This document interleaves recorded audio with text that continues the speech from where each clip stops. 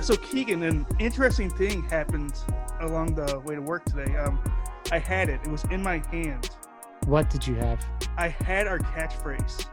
Do we need a catchphrase? We need a catchphrase, Keegan.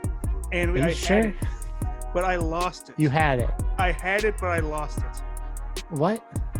Yeah. What was it? It was in my hand, as I just said. Yeah, but what was it? It was If you had it. It was written down, so I didn't. Right. So what was it? I didn't You even must have remember it, read so I it. had it written down. You read it though. You wrote it and you read it. Yeah, it doesn't mean I remember what I wrote. What? What do you mean? Just because you write something down doesn't mean you remember it.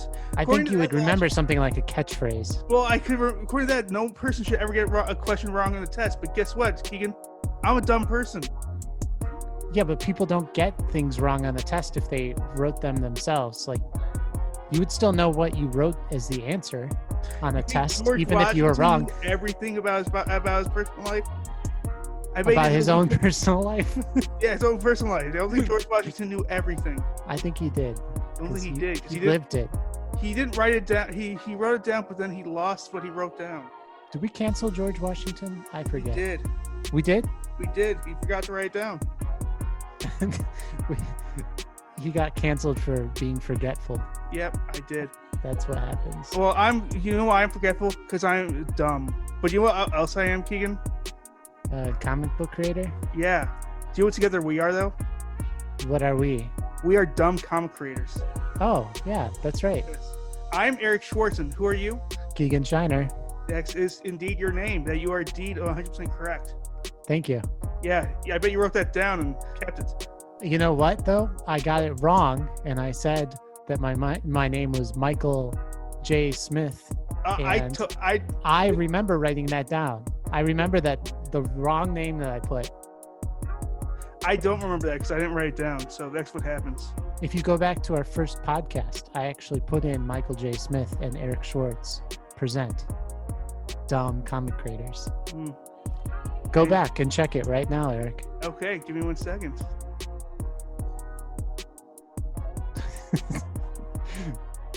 I'm deleting this long pause. No, leave it in. I'm deleting it. Fine. But okay. We have somebody here. We were on track for so long there. Yeah. It was our best intro of all time, I think. It was, and I ruined it. We just did. Yep. But we do have one person who's not dumb, but is a comic creator with us. That's right. Indie comic book artist. And you get to say his name. You guys are doing good. Erik Jasek, is that correct? Erik Jasek. Jasek. Oh, Jasek. See? This is why I don't introduce things. This is why I don't. I told you, 20% chance, got it wrong. What did you say, Erik? Jasek? Jasek. Like with an N? Yes. There's no N in this name. Do you have it in front of you? No. I didn't I did. I wrote it down, but I lost it. Okay. It's just Jasek. Jasek. So, Erik, over the past 3 days, or over the past, can we redo that? Erik, when you started making comics 3 days ago, yes, what we started making comics 3 days ago. What did you think? What did you think? No, no, I was thinking. It just pumped out like 3 books, and in the night, just in your meteoric rise to stardom in the comics. Having discovered the world of comics 3 days ago in a basement, you said, I could do that. And you did. You started immediately. And you wrote 3 comics in 20 minutes. 2 took 5 minutes. Then you took a 5-minute break to drink a soda. And then you finished the 3rd one in that last 5 minutes. Exactly. It's amazing. And I've just been wrote promoting. It in my mind, it just appeared. I was like, I want to make a comic. And I just focused really hard. And there it is. Oh, wow. You must work for IBM. But Erik, you had a question? Yes, I did. I can work for IBM. What is your, on the most basic level, what's your art style? Because I went through and I read some of your comics are Acid Rain, Invasion on Isle 2, and Owen. I don't know. I think I'm still kind of, I have like a vague art style, but I'm always kind of trying something new.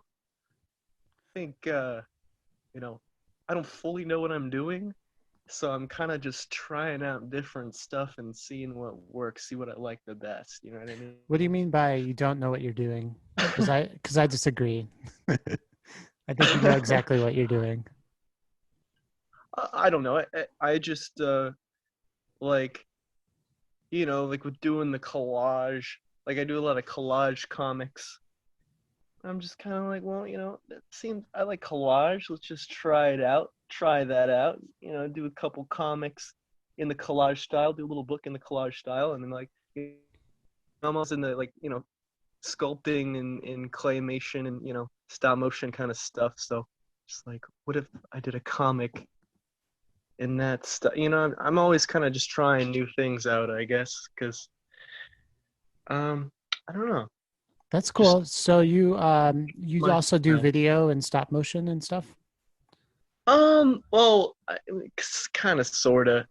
I mean, I kind of just focus on comics Okay. mostly, as far as I was originally going for a short film, Mhm. and I was also working on that other comic at the Owen Owens comic at the time, and I didn't really know what I was doing as far as making a stop motion film because I didn't really make a lot of shorts or anything like that. Little test runs before that, kind of figure out how the whole thing works. So I just ended up with just a giant trove of pictures on my computer, and I decided to turn it into a comic instead, which I think I prefer. I think that was a good move, and because I don't want to do too much, have my fingers in too many pies. You know what I mean? I want to stick to kind of one Yeah, art form, totally. Okay. and Is also your it's kind of like a novelty thing, just to have because a lot of you don't see a lot of comics with clay figures in them. So Yeah, that's true. Yeah, and I like how you did the lettering in this comic to make it look like it wasn't like it contrasts with the claymation, like it's not all digital. You definitely wrote some of these by hand, you know? yeah, Yeah, yeah, I which write is every. nice because everything being handmade, if these were like digital fonts, I think it would have looked really cheesy. Thank you. I'm not a big fan of digital fonts personally. I mean, it Yeah. works for some people, but it's not my cup of tea, I guess. Yeah, I think it depends on the project for sure. Yeah, is your definitely. background in movie making, or is it in artistry, or something else entirely? Well, yeah, I made films. I used to make films before I was doing comics, and I just always had like a passion for art too. So I just kind of put two and two together actually. Um, I mean, I feel like comics are kind of. I think Simon Hanselman said like comics are just film on paper, something like that. And Yeah. yeah, I kind of see it the same way. It's just like, and the thing with comics, like you don't have to have a budget or like find a bunch of. Can I swear? Honey, I don't. We prefer not to, but Okay, yeah. So I won't. if you feel the need to just let one loose, that's fine. Yeah, no, I We won't. just I don't know what we're doing with that. We had a big discussion this week on swears because our last guest was like LA cursing every two words, and I was thinking about cutting it, like editing out the F bombs.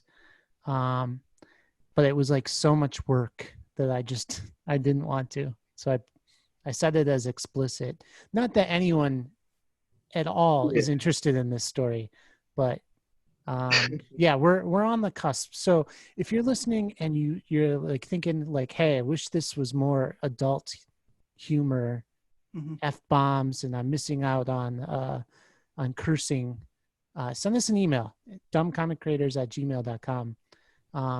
But if you're listening with your kids and you feel strongly that this should be a very kid-friendly show, again, dumbcomiccreators@gmail.com. We'll put up a poll that you won't be able to find. We'll just put it up. How's that sound? Yeah. I don't know. Yeah, Well, pull up the poll. yeah. Whoever Do you comes back want to next. swear? Like, what should we just hold a vote right now? I'm indifferent, so Oh it's God, clearly gonna you be. abstain? I abstain. No, that's bad. I don't know. Eric, what do you think? I abstain. No, I, I mean Other both Eric. Eric. Oh my other, God. you just call me Jasek or whatever. I don't know. Yeah. I mean, I'd like to swear, but it doesn't really matter. If you guys don't want me to, I won't. It doesn't really make a difference to me. Okay. But Will it impact it won't your? really change anything, It won't, like, we're not changing you. You're No. not. Yeah. No. The If you thing is, feel yeah, we have so many like comics on here, and the comics that we show, and if you want to watch watch our podcast, it's on our Patreon. But like all the comics we have on here are completely inappropriate. As most are, yeah. Yeah, Well, exactly. So maybe I'm just avoiding the inevitable, but I don't know. what are you talking about? Acid Rain Man is completely B. Is it? It actually is pretty much appropriate, isn't it? I think that's a chicken he's killed and is like bleeding out in his Yeah, hand. but So it's clay. It's okay. it's clay. It's okay.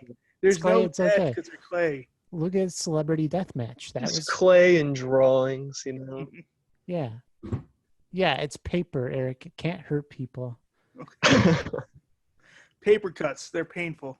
Yeah, that's true. Yeah, I'm wrong about that. Mhm. Okay, so Eric, how did you get started in comics? Let's start from the beginning.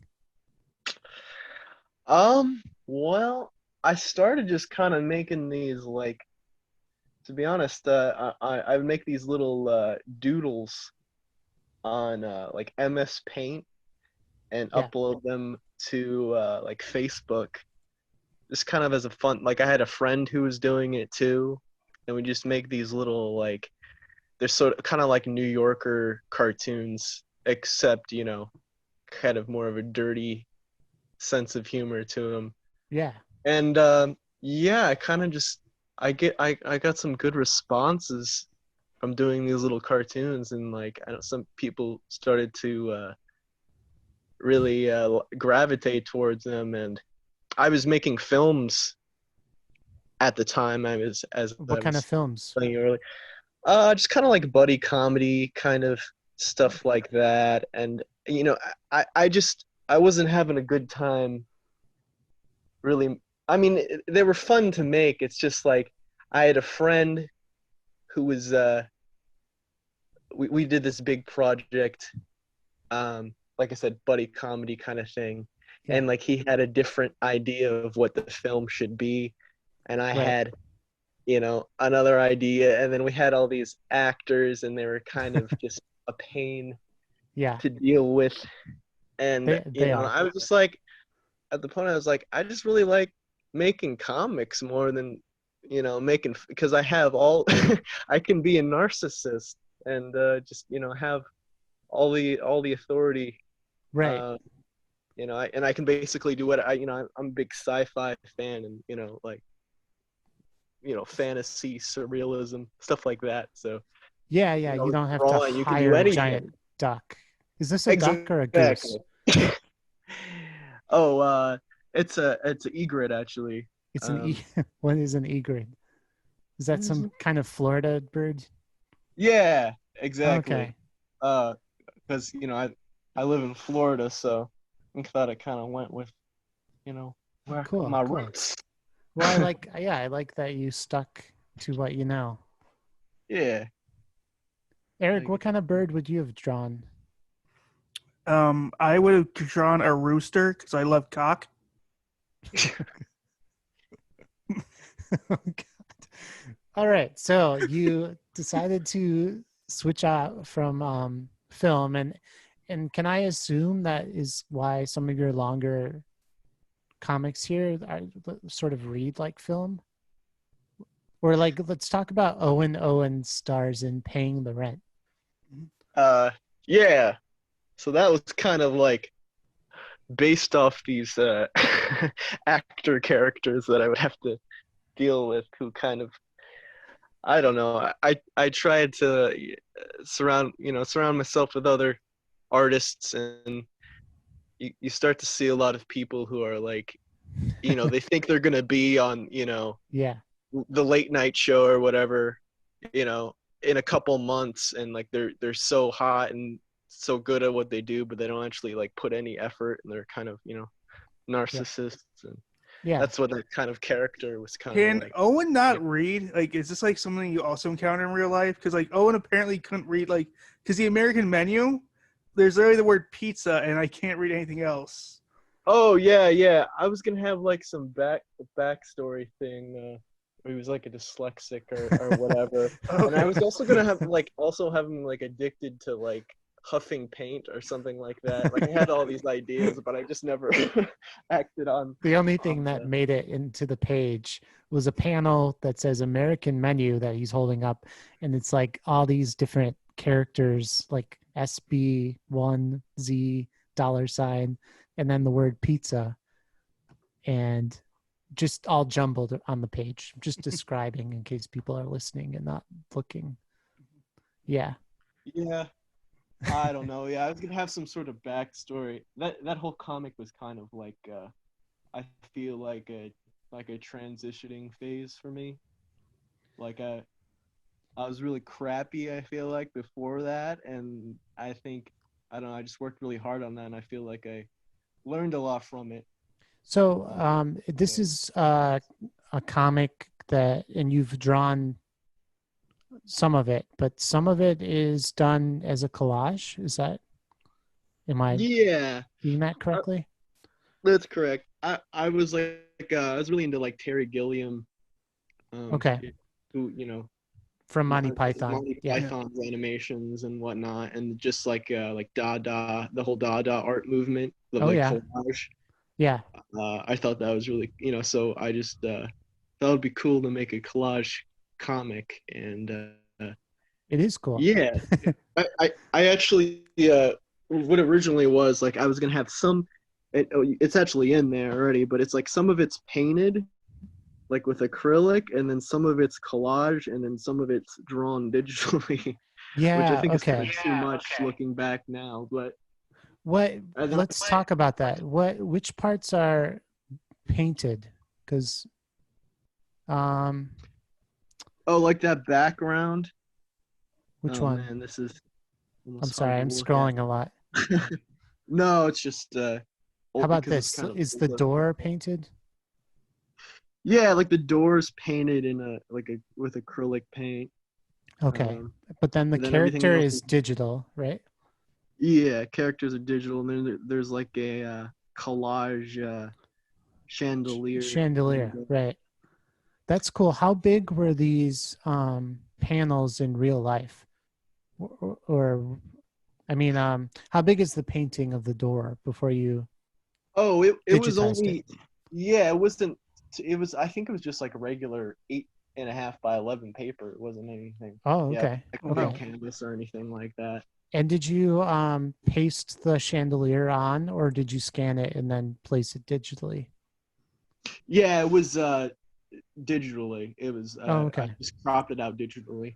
Oh, Which okay. So it honestly, wasn't looking like an back, I feel like actual, I should have actually actually, cut it out. I think yeah, cut it. Yeah. Well, I don't know if it would have been better. It would have been the same thing with more work, right?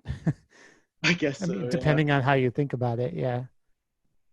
Um, but you did kind of put like these shadows on some of the characters, like the drop shadows that you get from like actual paper. Yeah. So you I could have don't. done that. Like are all the collage elements digital, or were any of them tangible paper? Yeah. No, they were all digital, but Oh, okay. now I still do some like collage 4-panel collage comics and stuff like that on my Yeah. Instagram, Oh, and cool. those are all actual cutout Oh, they are. collages. Okay. Yeah. Which actually I think is kind of it's more fun because you kind of just go through the magazine and kind of just find like you see something and you're like, oh, that could be this, and I can use that in this Yeah. way in my comic, Yeah, I rather got than really into thinking something. collage when I was in grad school, and right now, actually, one of the projects I'm working on is making like these little one-panel comics with fine art, images like fine paintings, and like I add the speech bubble using whiteout. That's awesome. And I was at the dump one day and I found this like collection um of like fine art textbooks, right? But uh they had these cyanotype prints, or like a fancy printing process versions of paintings, famous paintings that were in the textbooks. So I have like this huge stack of paintings, and I've been making them comics using whiteout, basically. Yeah. So Yeah, that's awesome. Like yeah, take something and make it something right. And then new. I went to the Harvard Art Museum, and I was using like actual like a, a paintbrush with a cardboard cutout on it that had the text that I'd written in pencil, right? Because they wouldn't let me bring a pen in there or anything. But then I would like hold it up to an actual painting. So Oh, that's awesome. yeah, Yeah, collage, right? Yeah. Um, yeah, you but gotta yeah, circle that. I like that idea of like, because life is sort of a collage. I think collage works in a lot of ways, with especially with comics and artist books and stuff like that. So, and it adds like a whole different layer of like depth to your comic here, which is just absurd. Yeah, your comics feel very, very 3D. Hmm. Like for lack of a better term. Yeah, at least this one definitely was going. Yeah, I can agree with that. The weird thing about this is there's actually like a movie from like the 70s that's like eerily similar to this comic. And like a friend, yeah, like I sent this comic to a friend, and like a couple months later, he's like, "Hey, you should check this movie out." Um, and I was watching, I'm like, "Oh my God, this is so." It's like it was starring like a duck. I think it was called like Down and Dirty Duck. It's like starring a duck, and it's like all these like weird kind of like stonery adventures, and there's like collages in the background, and it was Oh just wow. really strange. Yeah. It's So do like you always plagiarize, or is that just no. In fact, it kind of made me angry because it's like somebody already did this. somebody's already done How dare everything? you? Everything has already been done. Down Dirty I know. Ducks, made in 1974, uh, directed by Charles Swanson, starring Mark Bowman and Howard Kalin, according to Wikipedia. Yep. That's a pretty good movie too. Which makes me even angrier because it's like first you take my idea 40 years in the past, and then you make an actually good movie out of it. Like, come on. Well, it's nice. You can say your art is in relation to this movie. Yeah. It's a conversation with the past. It's probably a Dada movie, right? Yeah, it's like a 60s. It's very like kind of hippie-ish 60s movie. So it kind of has that, I don't know, like Sergeant Pepper cut out kind of feel to it. Yeah. Let's move on to Invasion on Aisle 2. Cool, cool. What was Okay. the inspiration for this comic? Oh, me and some friends were sitting around, and we just had this really dumb idea about like, this uh, just really basically what the comic's about, just like these fringe kind of people in Walmart who are like in a motorcycle gang inside of Walmart.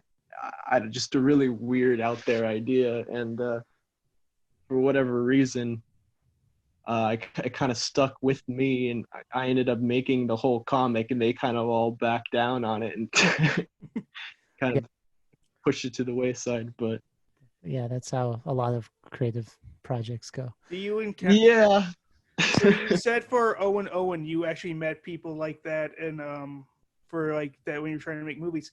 Did you meet? I'm going to make an assumption that this is based on Walmart. I can't say for sure. Did you meet people like that in Walmart?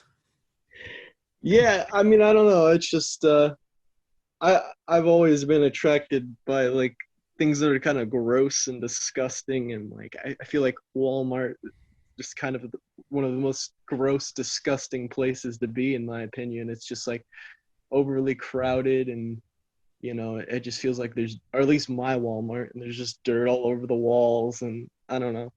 It's just packed, overwhelming. So Is this digital again? yeah, it is digital. But I was actually originally for this, I was gonna do I really like the collage. Yeah, so I was gonna turn this into a collage, but it just it felt too kind of like psychedelic, and it didn't really match the story that well. Even though it's kind of a weird out there story, but I mean, it just Yeah. didn't go well with it. Interesting. So, what's your process with digital for this comic? What program do you use? And Oh, Photoshop. okay, This is. I mean, I recommend to any cartoonists starting to make their own comics, like just don't do it digitally, because it's just a pain. It takes a really long time. do you have a Uh, Wacom board or what? What yeah, I kind have of? like a little Wacom tablet, and Okay, it just I mean I prefer to do it.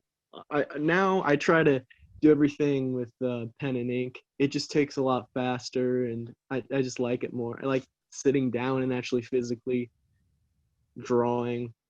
Um, interesting. and Because this looks so like different, but like in a way like more mainstream than your like pen and paper. Is that what do you think, Eric?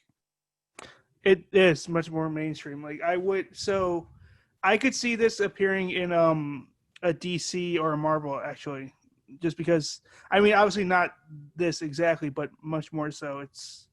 oh yeah, Yeah, it's something that you would appear. If you scroll down, especially the conversations he has with his wife, like that's more of a mainstream type feel. Oh, okay. spoiler alert! The main character has a wife. They're not gonna see that one coming. Yeah. Hit him behind the head. I guess so. I mean, I don't know. Um, yeah, it's kind of just slightly just like about a bad relationship that I went through, and it was kind of like out of spite, kind of writing this horrible wife character. Did you But not get along with Blender? that that's not reality, of course. But yeah, it just feels, this whole project is kind of sort of irritating to me, because it's like it started as this like dumb idea I had with some friends like 2 years ago, and I stuck with it just to like, because I want to finish something, but at the same time it's like, I don't know, I don't feel like it's like that. It's not that. It's just a dumb idea about blenders taking over a supermarket, and it's I don't know. It doesn't have a lot of meaning, I guess, personal meaning to me, but Well, it's like it's really funny. thanks, man. I don't know if how much meaning it needed. I know. I thought it was a comedy, and I thought it was a well done comedy. I got remnants of the what's the Seth Rogen film where he's the food, he's a hot dog or whatever. Oh yeah. I don't remember what that was called. I know what you're talking about though. God, that was a bad movie. Comic Yeah, was better. hopefully this this is better. It was I'm I mean, working on that movie. it was funny the first time. You know what?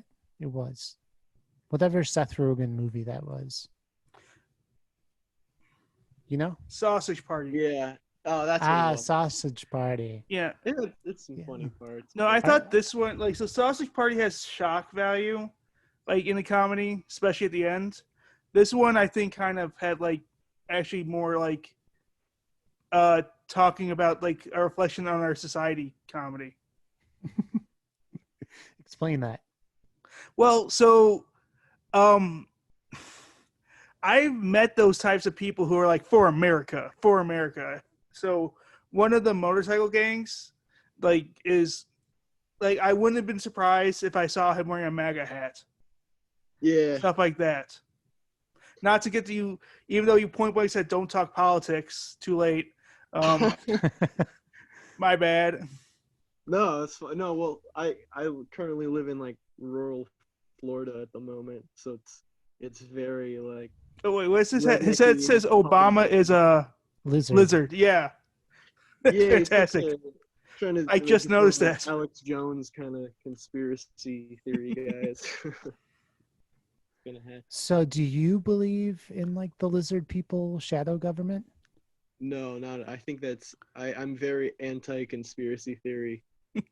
Anti any conspiracy theory? Most of them.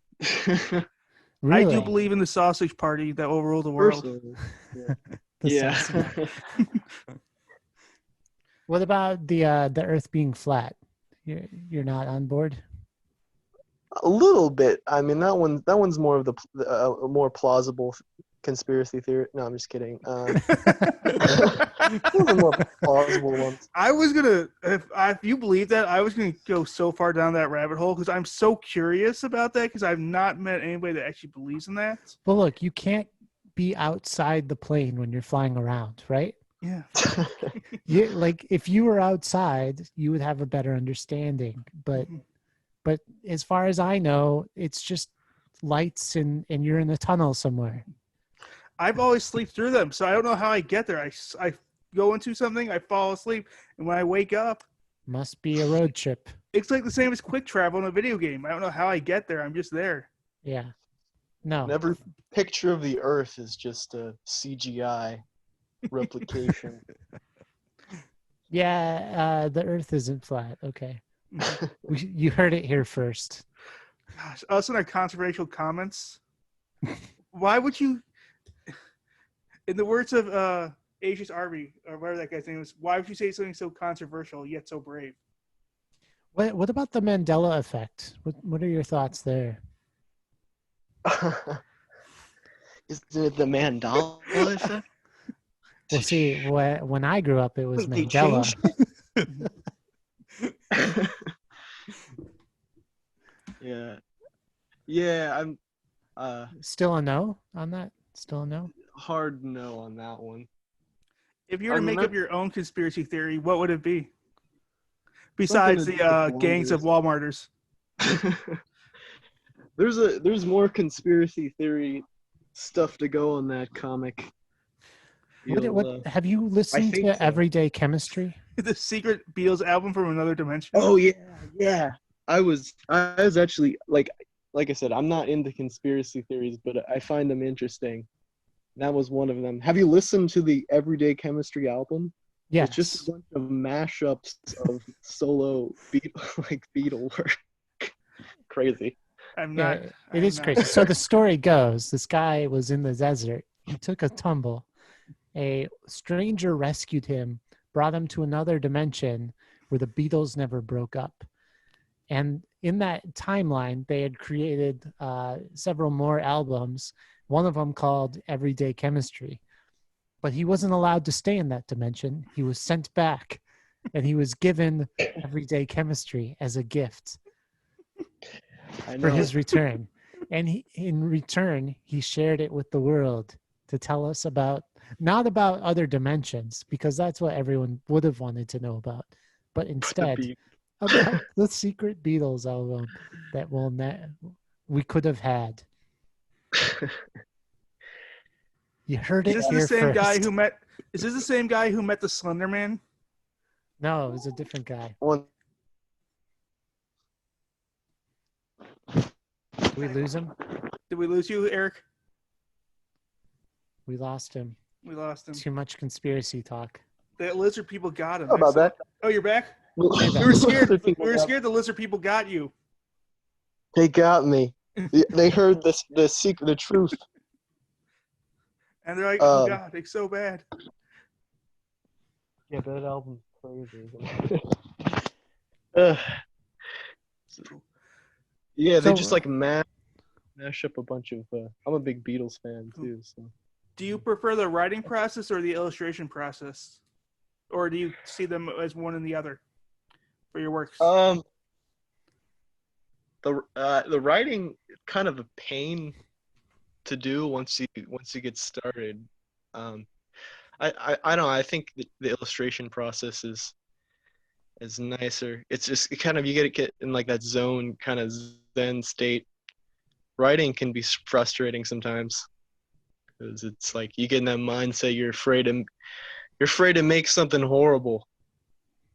But Yeah. personally. Have you ever drawn somebody else's script? No, I haven't. I don't know. I at the same time, I kind of see myself more as a writer in a way. As weird as that sounds, Interesting. I don't know if I would actually do that, but I mean, who knows? Well, do you do any freelance kind of illustration or graphic design or anything like that? I have in the past. Okay. Not currently. I'd like to though. I mean, hey, anyone out there want to pay me to draw some stupid illustrations, you know? We'll make sure to plug your stuff at the end and where to get in contact with you. And we'll remind people that we'll work for money. Uh-huh. So what are you working on right now? I'm actually working on the second part of that invasion on Isle 2. That was the first part. Oh, cool. So it's a one. two-parter. I thought it was over. No, yeah, it's a two-parter. I wanted to do like a graphic novel. Oh, okay. On both of them. Yeah, it's gonna be two-parter. I'm actually well, I guess I'm plugging again, but I'm actually like serializing it on Instagram. Okay. Yeah, please stop plugging if you wouldn't mind until the end. But what I'm saying is, hey, Instagram, do you want to give us money? I just want to be clear. Eric Schwartz, you can let people just talk about themselves. It's the whole point of an interview. No, I don't do that way. I do interviews my way. I interrupt them when they're like going and you're like, hey, guest, what have you been working on? Please don't talk about yourself or promote yourself at all. Thank you. No, what I was saying is we will remind people about your stuff again later. That wasn't me. It was a very condescending tone, though. Okay. It was like, I apologize, Erik Jasek, for my condescending tone. It was dismissive. It was like, if you want to ask people to hire you, we could do that later, maybe. No, I was saying, no, I was trying to say, like, he said he's going to look for work. I said, we'll make sure to do it again. Not like we're dismissing it again. I say we will do it again. Okay. It was just your tone was very. I apologize. I don't control my tone. Okay. You're fine. Don't worry about it. Okay. I just know that he will never agree to talk with us again, and he will hate me for the rest of my life. Well, that is probably going to happen. Okay.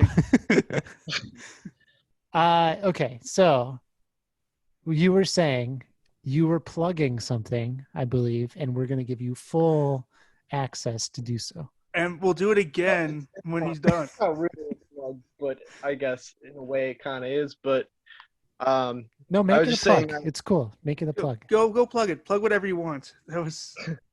I'm working on the second book, and I'm serializing a large portion of it on Instagram. And it's I kind of like doing that. I kind of like doing that rather than just the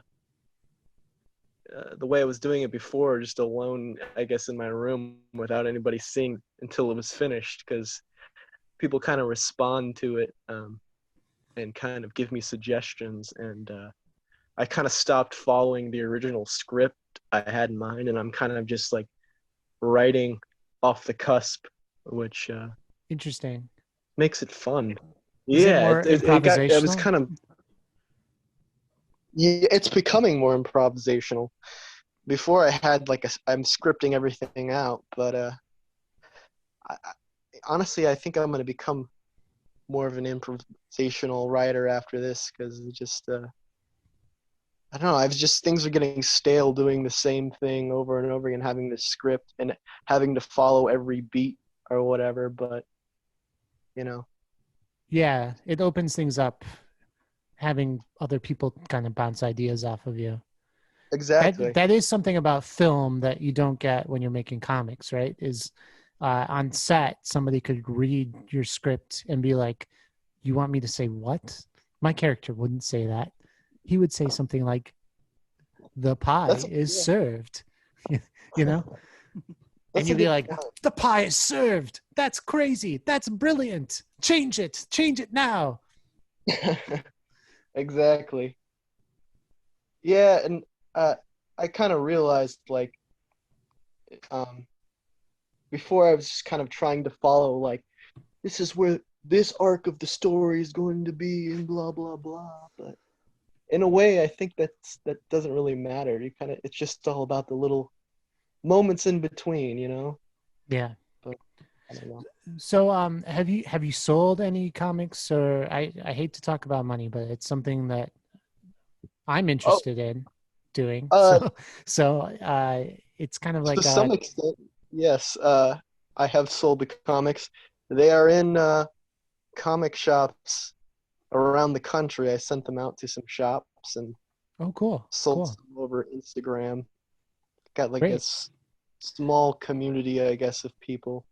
So Kind does of. that help releasing frequently on Instagram? Then does that help you sell those comics? Yeah, because I mean, I wouldn't say heavily. You know, it's kind of weird saying it's like a fan base. It's like a small fan base, I guess, and just community of people also making comics. And you know, once they kind of check out we kind of check out each other's work, and you know, we'll buy each other's comics and stuff like that. And that's where I meet guys like Brian Judge, who was on here Oh yeah, Brian. earlier. You know, people like that just doing the same thing and Cool, cool. helps get others work out. And, That's yeah. that's interesting. It's like a new model for releasing some on Instagram, like a few panels at a time, right? Yeah, and like where I live now, there is no comic scene Yeah. or anything or any of that sort. So it's kind of reaching out to people. Well, there is no comic scene anywhere because it's 2020. Yeah, I guess so. But even more so if you're in rural Florida, I guess. Yeah.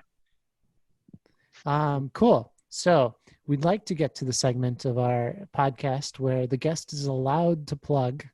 Eric, do you want to do the honors and hold the plugging ceremony? So, Sure. Eric, it would be a great honor for us all and for our viewers around the world if you would plug any future projects, where they can find you, where they can reach you, and what your favorite type of sandwich is. I'm gonna Also, I need to release be the plug condescending. Like, you down. need to do this. You need to do this. Everyone send money to my PayPal right now. I'm just kidding. So yeah, you can what project? I got this part 2 of Invasion on Isle 2. Which I guess doesn't have it's not really a good name, but it's coming out. Should be here in December. Will it be here in December? I don't know. It'll be out once it's finished, And I'm also I have a comic in Vacuum Decay. Oh, You ever? It's like a no. anthology What is that? Yeah.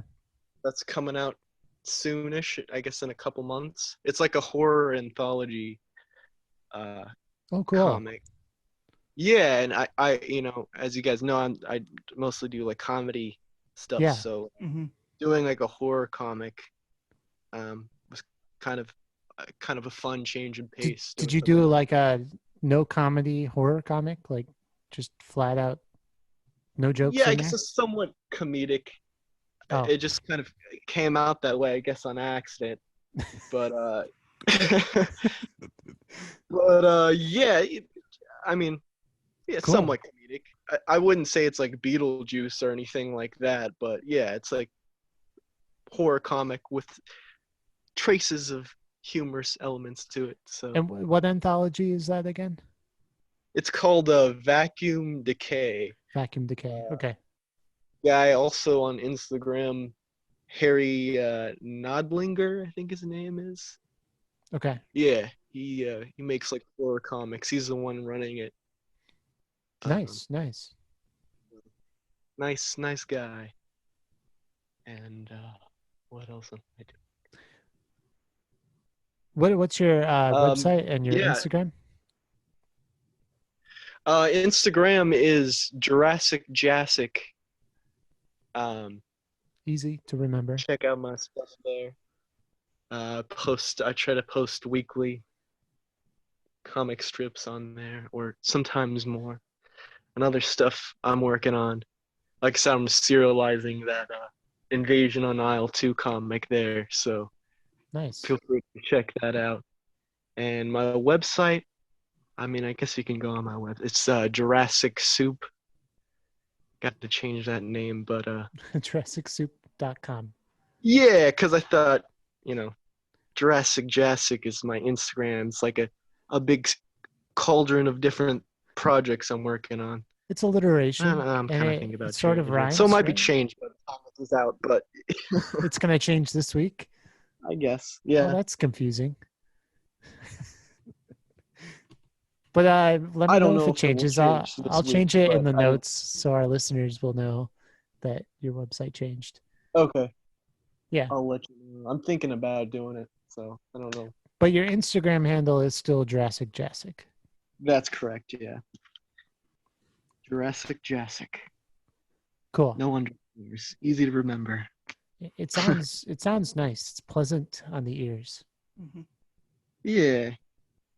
Well, Cool. yeah. Favorite sandwich? Favorite sandwich? Oh yes, this is the question I've been waiting for. Man, that's a good. I'm just a classic ham and cheese. I guess Italian sub kind of guy. Oh, you know what? Cuban sandwiches. That's those my are favorite. good. Those are good. Yeah. Yeah. I worked at a Cuban sandwich restaurant in high school, and I almost ate all of the supply most of the time. Oh wow. They're just I don't know. They're just really Gotten good. fired. Yeah, pretty much. Wasn't a good employee, but yeah. At least you were a full employee. Yeah, there you go. That's illegal though. Sped High up. school students can't be full time. Oh, Yeah, well, I was full as in eating, Yeah. taking lunch breaks and eating way too many sandwiches. Oh. next one. Did you really not get the joke? Of course I got the joke. I made my own joke. I always get every joke. So, I apologize to Eric for my condescending behavior. I apologize to Eric for Keegan's lack of getting when jokes go over his head. Don't forget you got his name wrong. I also got your name wrong. And I'm pretty sure I made the baby Jesus cry, but that's besides the point. Well, that always happens. That always happens. Eric, you've been a great guest. Thank you very much. And thanks for putting up with us. Thank you. Thanks for having me on. It was a good time. We're looking forward to seeing more. Yes, definitely looking forward to seeing Isle 2 Part 2. Yeah, you'll have to Yeah. come back on when that comes out. Yeah. Yeah, I'd love to. That sounds great. Yeah, definitely. Cool. Well, have a good day, and we'll talk to you soon. You too. Have a good one. Thank All you. right. Bye. Am I going? There we go. Hey, Eric. Hey, Keegan. No, I was talking to other Eric, but I realize now he's not here. Oh, ho, ho, ho, ho, ho, ho, ho, ho, ho, ho, He was a good guest. He was a good. He was a good guest. He was fun. Yeah, he was. I like his comics a lot. I like his art style. His art style is very different from what it's normally. I was talking to I don't know if I should call her my girlfriend yet or not. Oh, What's her name? What? Her name's Rachel. Ooh, Rachel. Like Yeah, from Friends. What? Like from Friends? Yes. Like Eric and Rachel. I was actually thinking more Rachel, from the Torah, but whatever. From who? From the Torah. Yeah. Yeah. Yeah. Yeah. Rachel from Friends. Ooh. Rachel from Friends. But when she asked me to describe it, I said artsy because the comics are actually very artsy because like they each have a fairly different art style and they're not like it's not like the classically drawn comics.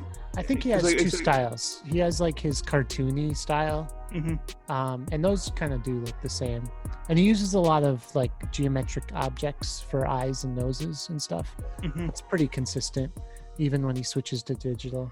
He does like 3D animation. Then I also thought his claymation was literally actually just a film that he did and just turned into a comic. Like I thought he went the other way around. Yeah. I didn't think he was gonna go comic book to movie with that. I thought he went movie to comic book, and that was just a short film that he did. He just was taking part of it. It sounded to me like he didn't finish the film. Like it was like pictures he had that he turned into a comic instead. Yeah, it reminded me of like what they did with the film Top Gun, because in Top Gun, they literally didn't have a script. They just had told the guys go and fly around, and we'll make the script eventually. And so they literally made the script around them just being out there. Really? Yep. Well, that is why that movie is so good. It went That's backwards. Where improvised movies get you. You got to use improvisation. So, like, if you look at them, like they look somewhat different, like on all the shots where they weren't in the cockpit than they were in there, because they just told them they're like, "We'll get the script, but we just need to get you guys just up and used to it and doing it." And so they had them do that, and they knew there was going to be a combat scene, so they did the combat scene as well, stuff like that. Nice. So let me do a little update on the nefarious Mr. Green that I've been working on. It has been stuck in color hell. I'm just going to call it color hell. It's been like 3 months. I had one colorist. She kind of like went on to another project. That was fine because it wasn't her priority and I didn't know if it would get done. So it was okay. And then I had my main artist doing the colors, but he didn't have time to do it either, really. So we found another artist to do the flats for the colors, and then Luis is still going to do the color. So that's where it is. But I guess he's working on it. I still haven't seen progress. But yeah, so that's my comic is in colored hell, and it's taking a long time, like these things do. So it's been almost a year since I started making that comic with Luis. Not since I wrote it, but like since I had started this whole thing. So I'm still hopeful that I will finish it soon. I worked on my comic as well, and The Deal Maker. And I want to adjust two things before I send those first 2 pages to illustrators to test it out to see which ones I like. Oh, good. So next week we will actually go through and start literally doing that, the sending out process. Just good. So we can show like what you would do, like physically do, because we talked about in the previous podcast just some examples of illustrators I might like, but I want to send it out to at least 3. To start. To understand kind of the different skill sets and levels and prices. You know, I just recently had a death maze, and I found this really great artist, and he made it. He made 2 pages, and death mazes are only 2 pages. They're much easier to produce, so you'd think. But he drew it, but it's all pencils, and I'm like, uh-oh. I need to figure out how to ink, or I need to find an inker and then a colorist and then a letterer, so it's like 3 more steps for my 2-page comic. But so yeah, I'm looking forward to talking to you about that process. Next week, you're saying? You're Next giving week, yourself the goal? I'm giving myself the goal. Nice. Awesome.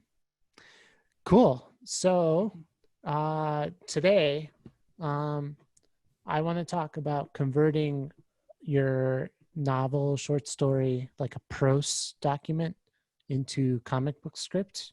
Hmm. Have you written a short story before, Eric? I have written a short story before. Oh, yeah? What was Yeah. it about? I honestly don't remember. I just know that I've written the short story before. I've written them I wrote one for our 7th grade English class about, so in our 7th grade English class, you had the choice of making up a god or doing a dance about, uh, or doing a dance, like interpretive dance or a song, Yeah. or the gods in Greek, the Greek gods. Making up a Greek god. So I made up a Greek god. Oh, yeah. And so I did the story about the Greek god of nature, and it was bad, but I got an A on it. 7th grade. 7th grade. So today we're going to talk about converting your short story or novel into a comic book script. I have a Fiverr gig that is converting your screenplay into comic book script. And for some reason, I keep getting repeated requests to convert novels or short stories into comic book script. And for the most part, I've found that they're actually a lot easier to convert to comic book script than a screenplay, which requires a lot more writing to flesh out like what's in each panel. Whereas most novels and short stories probably have that information there for you. So what I did was I copied the first part of chapter 15 of Wizard of Oz into a Word document, and I'll just show you kind of my approach. So you can see chapter 15, Discovery of Oz the Terrible. It reads, the 4 travelers walked up to the great gate of Emerald City and rang the bell. So that's panel 1, right? Mm-hmm.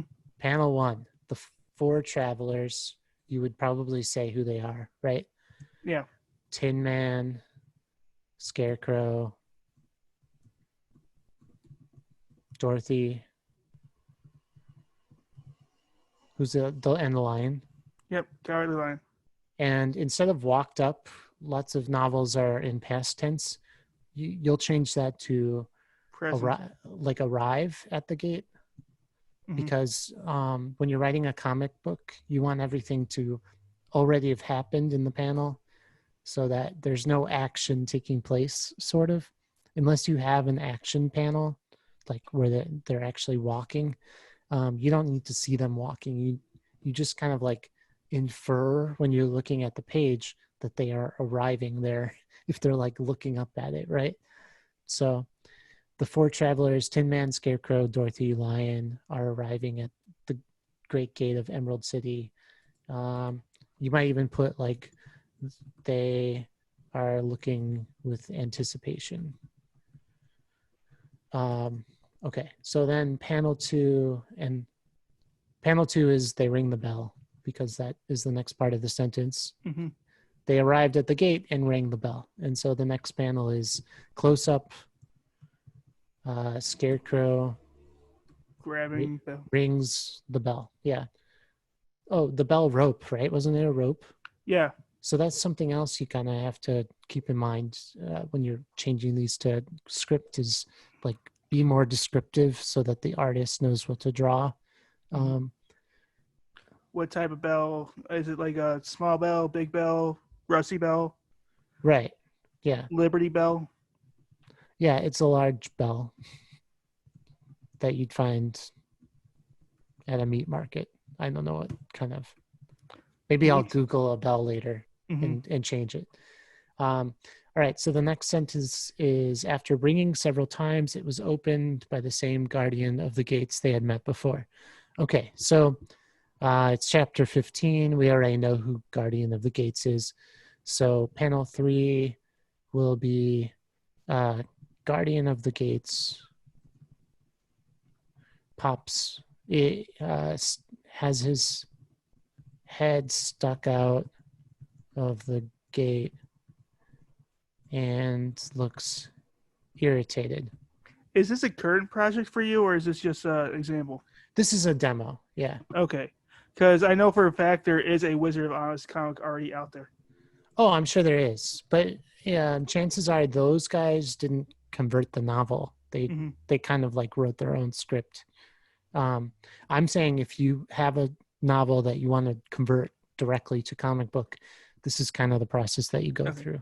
This is just it's just using a good example because not pretty much everyone knows the Wizard of Oz story. Yeah. If not, what are you doing with your life? Go stop this podcast right now. Go watch it, or even read the book. And if you're really so interested, you can watch. There's a sequel called Wicked, or a prequel technically. Yeah. You can watch that. Yeah, you can. Mm-hmm. So, so he says, "What? Are you back again?" And then, so the next line is, "Do you not see us?" answered the Scarecrow. Mm-hmm. So instead of having that in the same panel, I might just have the Scarecrow motions to the group, and with a big wave, or maybe he's even like holding his hands up to himself, right? Like, or looks behind himself, looks at himself, looks down at himself, like he might be invisible.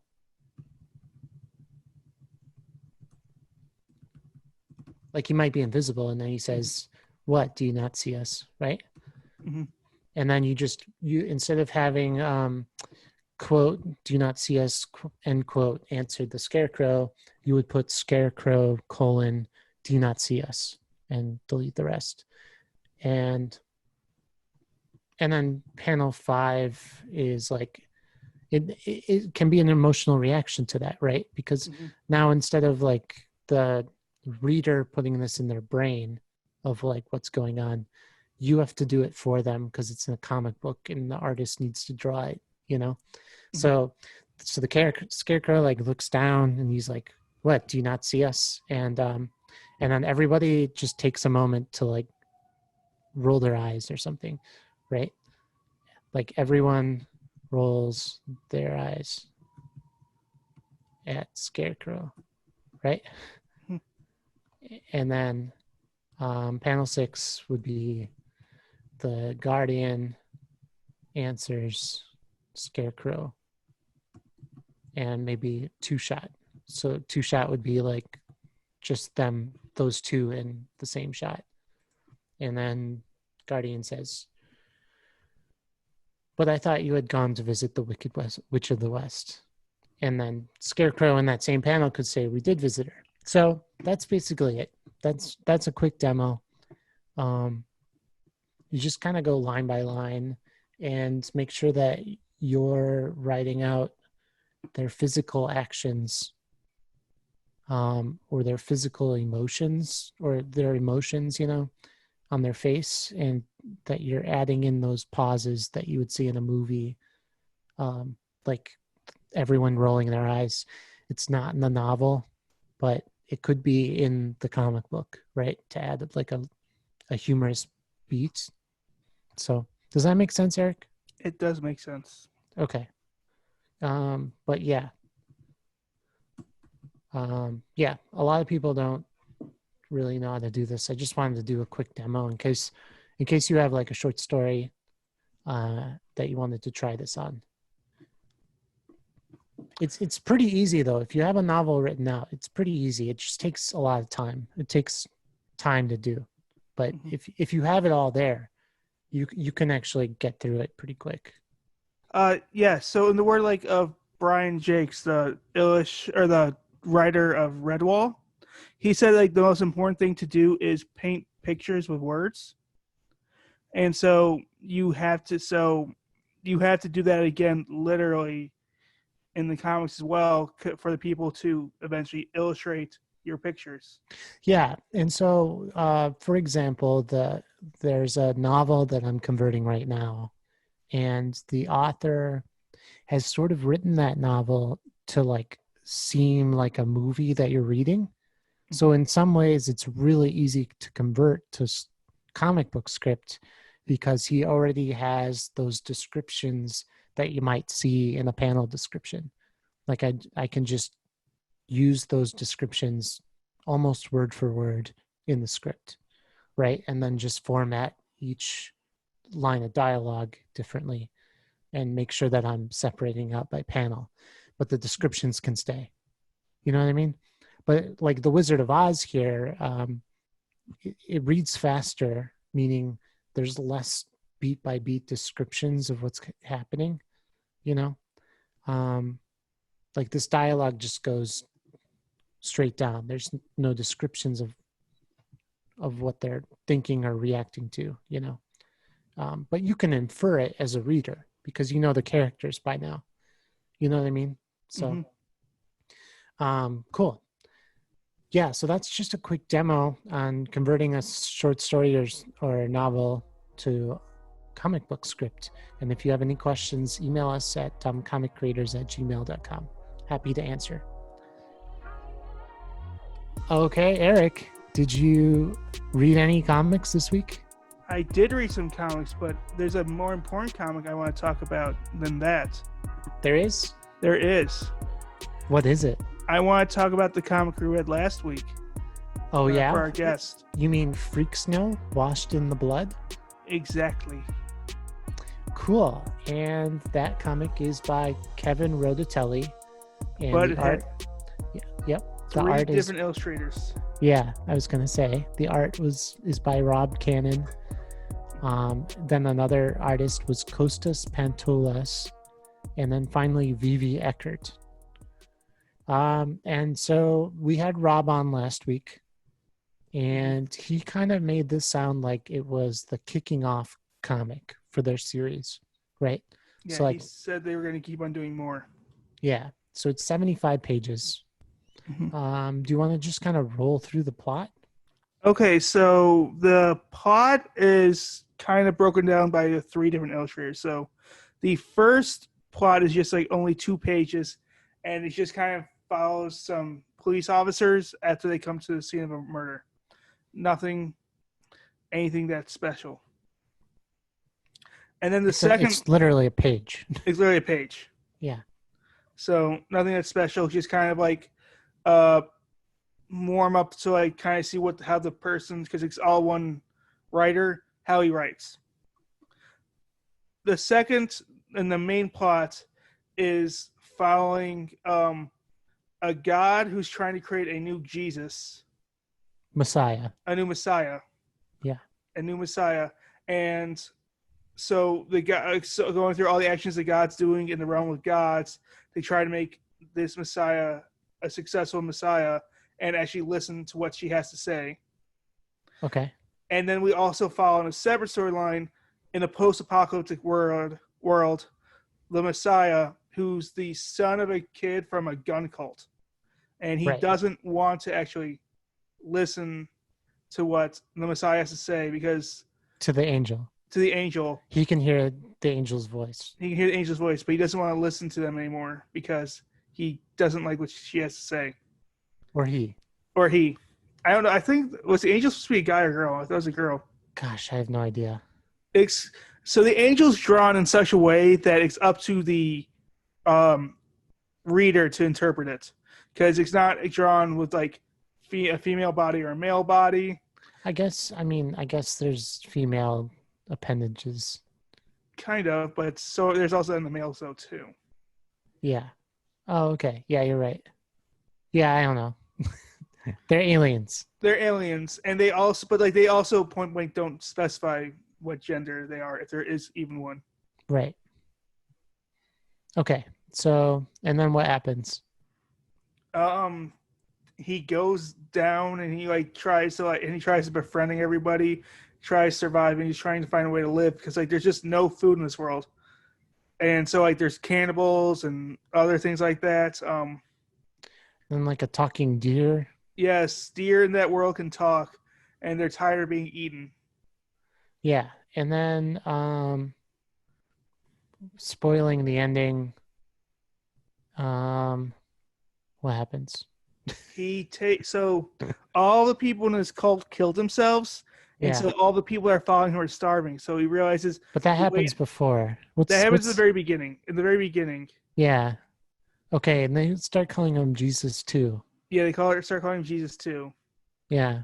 And so he actually takes his what's it called? Like he takes all his followers, people that are calling him Jesus too, to all the dead people that died or all the dead cult members, and says, "You can eat them. That's your source of food." Okay. All right. So what's the art like? So the art between the two is very, very different. So um who was that comic that we interviewed who had like the he like just heard a voice in his head? It was also very religiousy.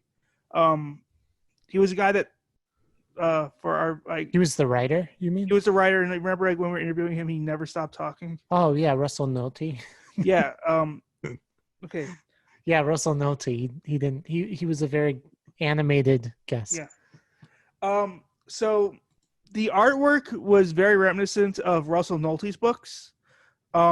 For the Messiah part, in that it was a very like jagged and computer and done by a computer artwork. Yeah, okay. Yeah, and his books are drawn by I just wanted to point that Renzo Podesta. Podesta. Yeah. Was the Yeah. artist on that. So it's very reminiscent of Renzo Podesta. Like, as in, I thought they were the same artist. So Rob Cannon's style. Yeah, Rob Cannon's is very similar to Renzo Podesta's. Like almost, honestly, like one could be interchanged for the other, not to be super mean. That's kind of true. That's yeah, it's kind of true, but I think Rob's is way more detailed. I think Rob's has actually slightly better. I think Rob has more details to it, whereas Renzo's was darker, and I think that was more reminiscent of the comic itself, though. Yeah, it was definitely dark. Yeah, Rob has a cool watercolor effect that he uses. So Rob's art style, as we talked about last week, was done via water style, which I thought was very well done. And he's able to play with magnifications to do some great work with comics. So like as he's talking about, certain comics were zoomed in, certain were not, and it really just changed how each panel looked. Even though you technically be looking at the same image in 3 times in a row, they would look like 3 separate. Right. This blew your mind. Yeah, I remember. You're like, wait, the background's the same in each panel. The background's the same in each panel? It can't be possible. You're lying. Yeah. But yeah, he would do a watercolor, and then he would, in the same scene, he would use the same background at different zooms. Yeah, and then the other art style is by Kostas.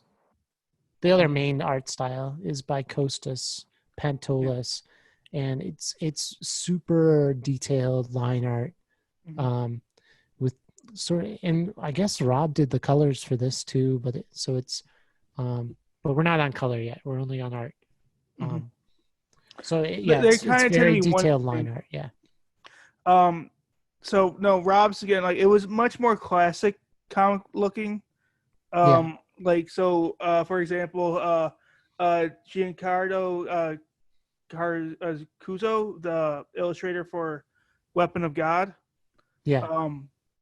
It very much reminded me of that artwork, and that it was like kind of like the classic comic, something you find in Green Lantern or Batman or anything like that. It was much more reminiscent of like the DC comics to me. It did remind me of Pan's Labyrinth, like the monster art, like the design. I agree with that. Yeah, it's very Pan's Labyrinth.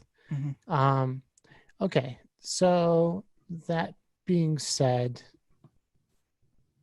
let's talk about the color. What'd you think of the color? I thought the color was really, really cool.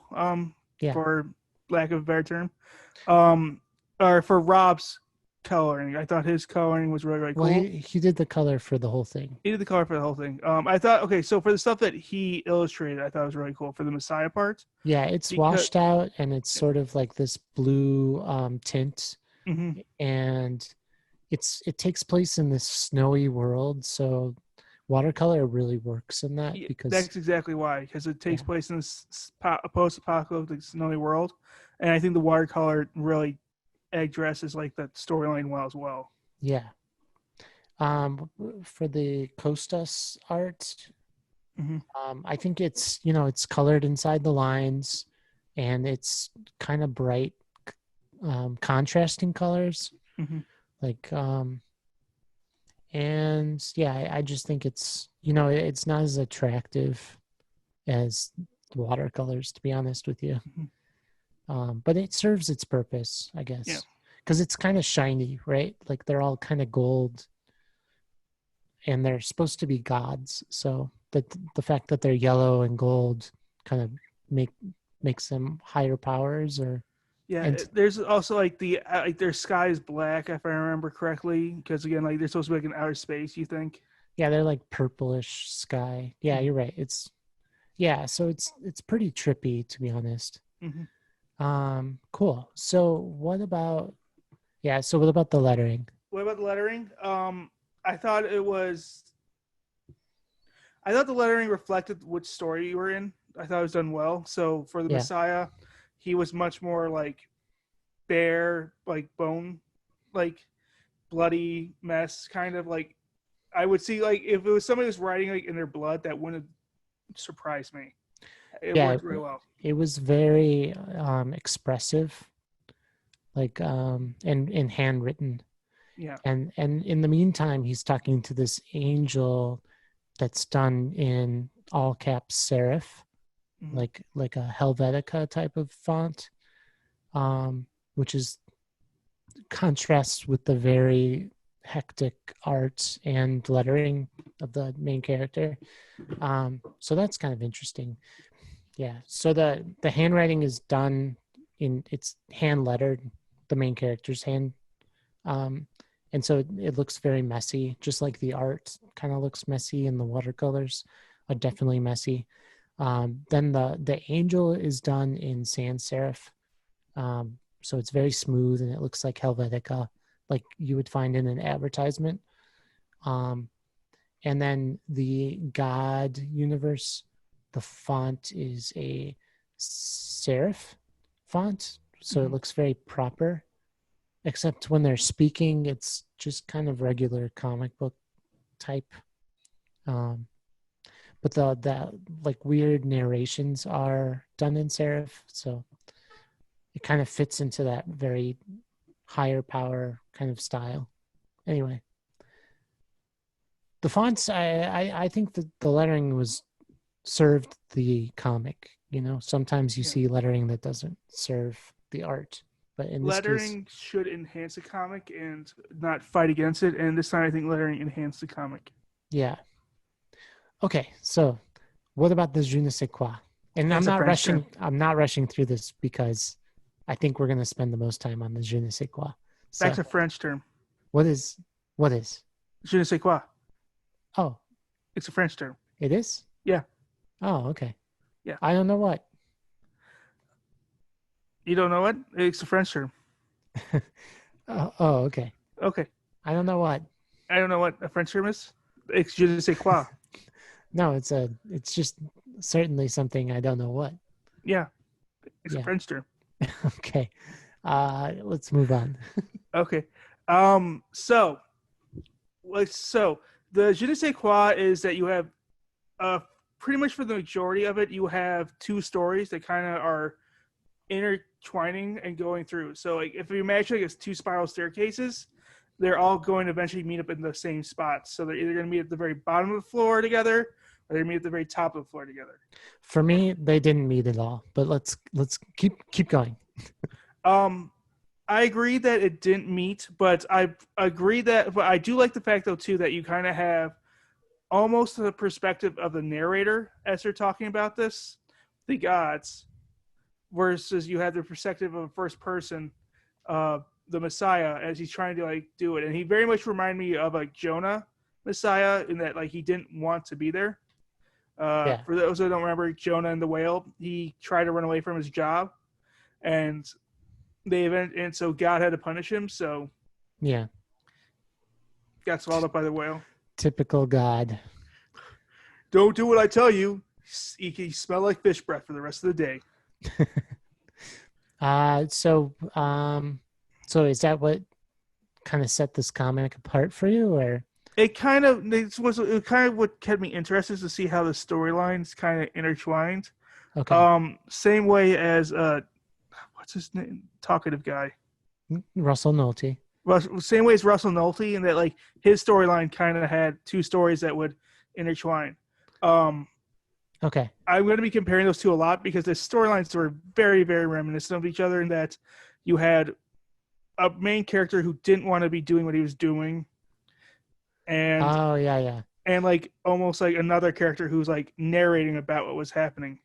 That's interesting. Russell's book is Ichabod Jones' Monster Hunter, mm-hmm. and it's about a kid basically he's schizophrenic, but when he switches personalities, he goes into another realm, kind of like Dark Tower fantasy realm. And in that realm, he's a hero, but in the main realm, or in the Earth realm, he's a serial killer, right? Mm-hmm.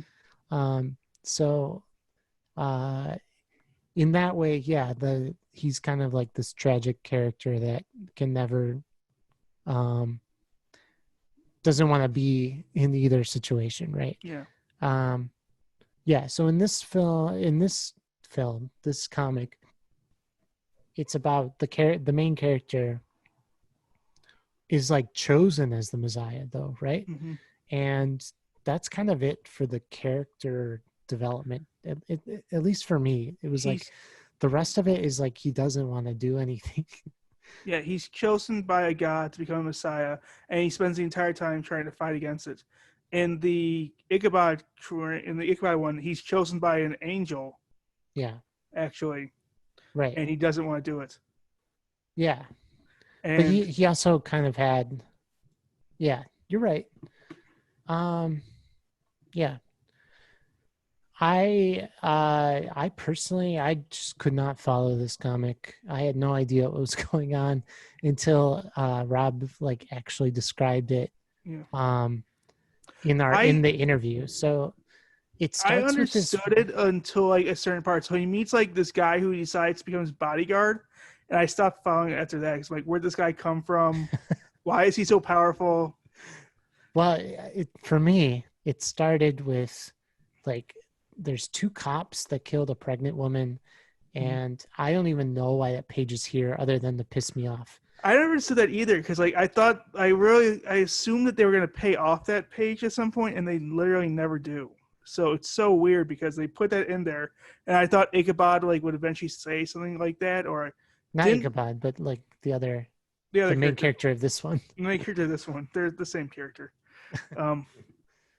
This one's name isn't Ichabod. I don't know what this one's name is, but like, didn't Rob also explain that like this main character is supposed to be like a descendant from that woman though? So that the baby that was in the pregnant woman is the god that is eventually trying to choose a new Messiah.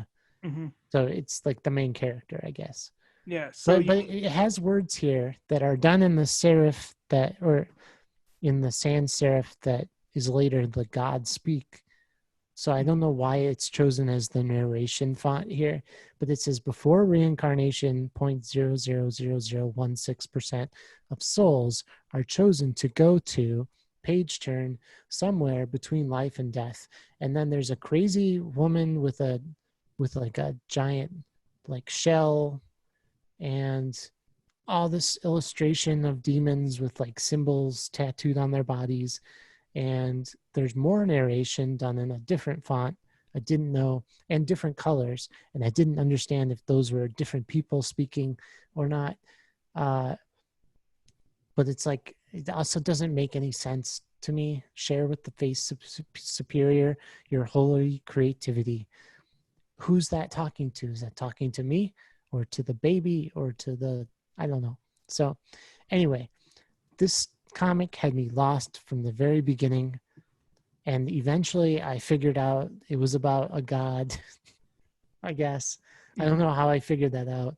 And then in the middle of this, there's High Jesus, who like turns all the Republicans in Congress into hippies.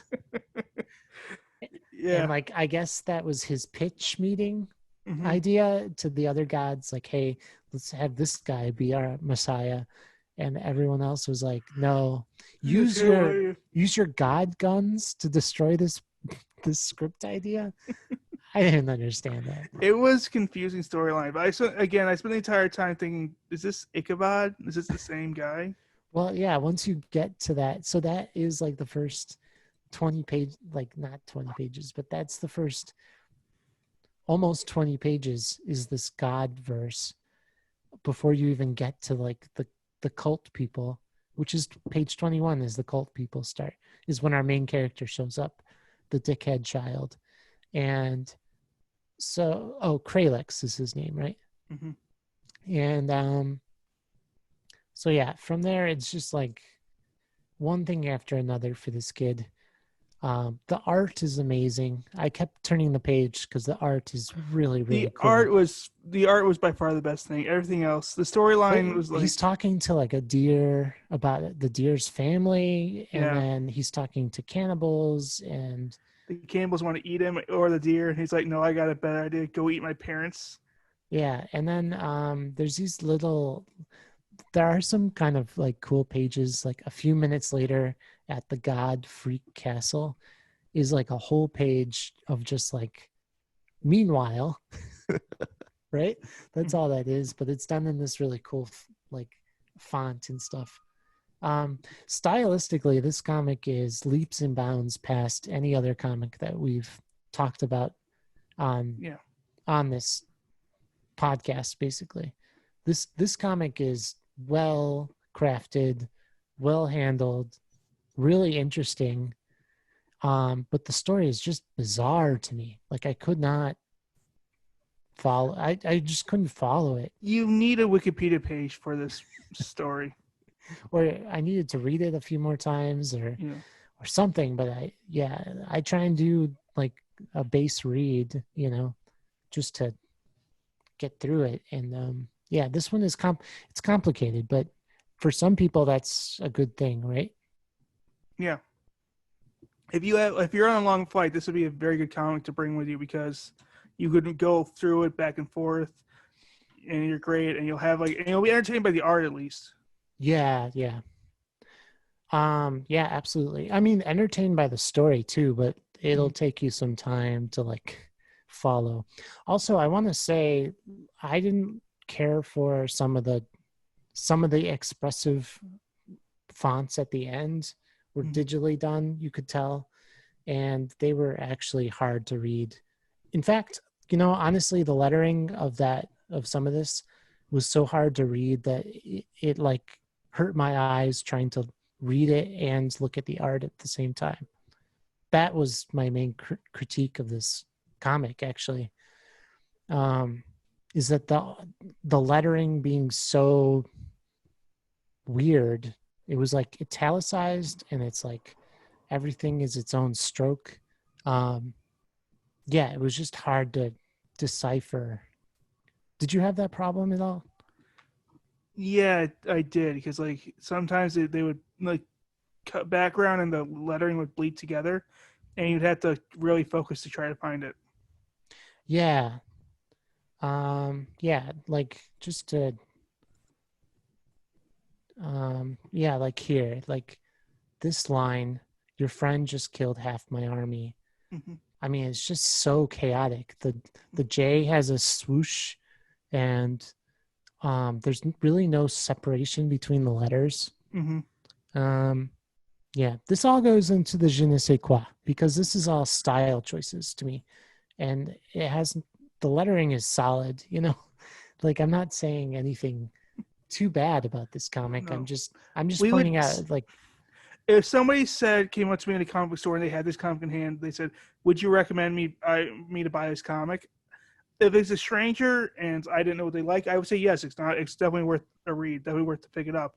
If it was somebody who I know just wouldn't like that type of comic, I'd say no. But that's because not everything's for everyone. right. And another funny thing about this comic is we talked so much about Lynn Varley and that Dark Knight Returns comic that Mhm. that was ahead of its time. And this comic to me looks identical to the art style of that comic. I don't know about you, but like there's washes and there's like this like chaotic, art style and that looks just like Frank Miller, and his coloring looks just like Lynn Varley. And so for that reason alone, I would pick this up, I would grab this comic because the art is just beautiful, but the story is just insane. That's the best way to put it. Is like the story is, I mean, maybe that's what you want from a comic though, right? You don't want Mhm. something easy. No, you I don't don't. know. I don't know. I mean, it depends what you're in the mood for. I mean, go back to one of our old comics, Finger Banging. Not the most complicated storyline in the world, but still a fun read. But yeah, I mean, the art on that was like so detailed that you saw a new joke every time you open it up. Yeah, that one is also one that you could reread 18 billion times and Yeah, still find something new. I guess this comic, the je ne sais quoi, is that this comic is insanity. Yeah. I mean, it is chaos and insanity. There's Mhm. 3 artists, for God's sakes. That says enough, Yeah. It's amazing that he went with 3 artists. I mean, Yeah, and you could tell Rob had some frustration with the process, and I can imagine why, because yeah. this obviously took a long time to make, Mhm. and it's 75 pages. It's a really long comic. yeah, And then yeah, it's clearly a work of people who know what they're doing. So, mhm. Eric, on a scale between a tiny amount of poison entering your DNA and slowly causing you to turn everything you touch into money until the entire world is money, and including you've turned into money, and just everything is money, money land, So money is this the world, good thing?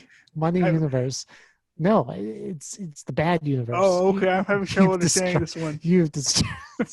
Money has I don't corrupted the follow you, planet. Keegan. Money has destroyed the planet. Money, coins. I don't follow, Keegan. This is confusing. And you having the ability to never use the restroom ever again. It just, anything you eat just magically disappears from your stomach. You're always hungry when you need to get hungry, but then full the rest of the time. I enjoy my time on the toilet. It's me time. It's my man cave. I don't get yours. Your explanations are confusing. But think about, like, you could go in there and it would smell nice all the time. Like, you could just go sit in there. But then I just be weird. Like, why are you in the bathroom? You don't need to be there. What are you doing? I need my me time. I need my me time. Just leave me be. Well, if I'm getting the scale wrong, why don't you do the scale? Because Okay. apparently my scale is bad. Okay. According to your thing is either the best thing in the world or a terrible thing in the world because you got them backwards. I would say You would have no control of turning everything into money. You understand? Like loved one? the Midas No, touch. they're money now. You're saying I've got the Midas touch. But like, yeah, but like cold hard cash touch. The cold hard cash touch. So the Kanye touch. Yeah. But like everything literally turns into money, Everything literally turns into money. and then everything, like Everything. the entire universe becomes money. Okay. I would go, I guess, with And you could eat as much as you want without having to use the restroom. Like you Okay. could overfill You could go to Vegas during like a happy time, non-COVID time, and eat at the buffet for like an entire day and just never have to use the restroom. You would never feel over full. Like, you know, also you could go walk around Antarctica because you would never be starving. Well, you said you get hungry though, so you would be starving. But like not starving, you know, like a healthy appetite where you would, because otherwise you would get bored, you know. I would describe this as a solid chicken dinner. Chicken dinner. It's something that you can get into a lot of places. Sometimes a little bit greasy, sometimes not that bad, but often has a weird flavor to it, and you don't know where it came from. Stuff like that. This grading scale confused me too much. I don't know how to grade it. It's not even turning into money, though. That's pretty good. Mm-hmm. Okay, so Although you could say winner chicken dinner. Keegan, on a grading scale of coughing out fur balls every time you sneeze to having 9 lives, how would you rate this? And notice how I went from negative to positive. Why cat? I went from negative to positive too. No, you went from positive to like weird. I started with poison in your DNA. Yeah, but you turned to money. I was so confused. But money is the root of all evil, Eric. Money is bad. Next news to me. Money, no, but like not good money. Like, no, I touched my laptop. It's money now. Like I touch anything, it's money. And so you just go up to somebody you don't like and be like, hey, Polka. And you're like, suck it. But you could never touch anything ever again. But you eat, then you're just like, the food would be money. Like everything. But you just eat it. You just go like, I'm going to old school eat it. Yum, yum, yum, yum, yum, yum. And then somebody's like, I want you to feed me. You're like, you tell the person to feed me or else what happens? You poke something next to them, turns into money. They'll fucking do it. Everywhere you walk, there was a swear word. I apologize. I apologize for that swear word. Oh, okay. Maybe we should just be adults. Can we just edit out my explanation there so it's not in there? Okay. Okay. So how would you rate this from the scale of sneezing out fur balls? Okay, fine. How would you rate this to the actual ability that whenever you sneeze out a fireball, so you don't control it, but you're creating like you're burning down your building. Okay. To having 9 lives because cats are awesome. We should rate this. Why a cat thing? Because my cat came in, purred at me, and then left. Okay. All right. Well, this comic to me is like having, or what's the fireball thing? Whenever you sneeze out a fireball, causing your house to burn down. Oh, like so intermittent fires. You don't control it because you don't control when you sneeze. Yeah, I had a sneezing attack today. Sense. Yeah, I know you can't control sneeze. What if I like held it in? Would I blow up? Then you yourself. Then next time you fart, a fireball comes out. Yeah, that would be bad. Okay, so on a scale between fireballs and having 9 lives, I would give this to me, honestly, this was like when you're a kid and you're like playing with WD-40 in matches and you might accidentally set the garage on fire. That's what this comic was like.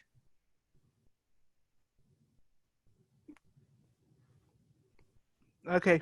So it's kind of, I mean, it's definitely fun. But it's definitely fun, but you might blow the place up with it. Yeah, and you don't get 9 lives. Yeah, it's just so chaotic. It was fun, though. I mean, I don't know what else to say. It is, yeah, summarized in the world as extremely fun and chaotic. Good to read. You can put that on the cover. A good read. Good read. Quote by Keegan Shiner. Extremely, extremely fun and chaotic. Would read again. Quote, dumb comic creators. Quote, there you go. What would your quote be for the cover? I don't get your bad things and your good things. I like being able to go to the bathroom. Dumb comic creators. Dumb comic creators. That's literally your quote for this. That's my quote for this book. Honestly, our quote for this book could just be like, it's like playing with WD-40 in matches. Mm-hmm. You might have a good time. You might blow yourself up. Who knows? Yeah. And you said it was like a chicken dinner? Yeah, because I was confused about how your thing was. Because like, whatever you touch turns to money. I'm like, but that's a good thing. And you're like, but then going to the bathroom, like, but not having to go to the bathroom, like, but that's a bad thing. That's my me time. I enjoy going to the bathroom. I understand. You know, also, you know, like poophoria, that feeling. I enjoy that. Of course, you everyone knows poophoria. Poophoria, the feeling greatness that you take a giant poop. Oh, of course. Yeah, you don't have to describe it to me. Oh, I know okay. exactly what it was. I was describing to for our viewers. Okay. Yeah. So, all right. I'm sorry that I made that difficult for you. It's all right. I forgive you. It seems to me that eating whatever you want, whenever you want, and still having some hunger so that you would find food, attractive. Enjoyable. Yeah, enjoyable still. Because without hunger, then you're like, why food? Yeah, that would be a cool life. I imagine that's what like people with high metabolisms experience anyway. Mm-hmm. Like, why is that even a thing? I don't get that. You're confusing me. You jerks. Speaking of confusing me, you know what I'm confused about? What's that? Why we don't have a catchphrase? Well, you know why? Because I lost it. It was in my hands. It was in my hands. Yeah. I lost it. I had it written down, but I forgot it. If you listen to this podcast and you like this podcast, please rate us on Apple Podcasts or wherever you get your podcast. We really appreciate your ratings. They go a long way towards helping us get more subscribers, and we could use them. Also, if you have questions or comics for us to review, you can email us at dumbcomiccreators@gmail.com. If you'd like to watch this podcast instead of listen to it, because you're a wild and crazy person, you can go on our Patreon page, patreon.com/dumbcomiccreators. Why are you making that face? Oh no, boy. All of our videos. Because for those of you that aren't watching, you didn't get to see my crazy face. It was shame on you. It was unnerving. I would describe it as unnerving. Stop that. All of our videos are free. You don't have to sign up for our Patreon. You just use that website as a vehicle to see our videos. And if you do want to support us, you can. You only pay when we release comics, and it's the comics that we talk about on here all the time. So, anything else, Eric? We need a catchphrase, and yeah, I know. Don't confuse me anymore, please. I won't. I just feel like if you turned to money, like if the whole universe turned to money, that would be bad. I was the entire time walking around like this then. But you wouldn't be able to go anywhere or do anything because it would all turn into money. I'd just poke it and be like, boom, paying for dinner. Like if I was annoyed, I'd just... You wouldn't have dinner to eat. Someone would feed me. They would turn into money. Well, why would they turn into money? Are they like going like this and putting, like they're just like reaching in and poking? As soon as the fork entered your mouth, it would turn into money. And then because that person was touching the fork, that would turn into money. All the way up there. You're saying that like literally as soon as right now the entire universe just turned into money because I'm sitting on a chair, which is sitting on a floor, which is on a building, which connects to the ground, which connects to the earth. Earth is part of the universe. Boom, done. Doesn't matter then. You're starting to understand. But then I'm just dead already. That's exactly why it was the bad one. So you're saying I'm dead right away, or I get a slow torture of never being able to go poop again? No, it's a slow victory. It's like a victory lap. Torture. No, you'd never have like a brain freeze, or you could eat as much chili as you want without repercussions. I don't know. So I'm going with the money because I'd rather have the instant death than the slow torture. Oh man. That's why I went for a big chicken dinner. Chicken dinner is just everything tastes like chicken. Everything. That's why. Because I was so confused. There was no answer that was correct because every answer was wrong. Okay. All right. Well, this has been a fun podcast. Thanks to our guest Erik Jasek for coming on. Thank you. Thank you again to Rob Cannon for letting us read your comic and talk to you last week. If you want to check out Freak Snow, it's in the notes. If you want to check out Erik Jasek's or Jasek, it's Jasek. Erik Jasek, Jurassic Jasek. On his Instagram, Jurassic Jasek. And that'll be in the notes too. All right, Erik. I will talk to you soon. Bye. Bye.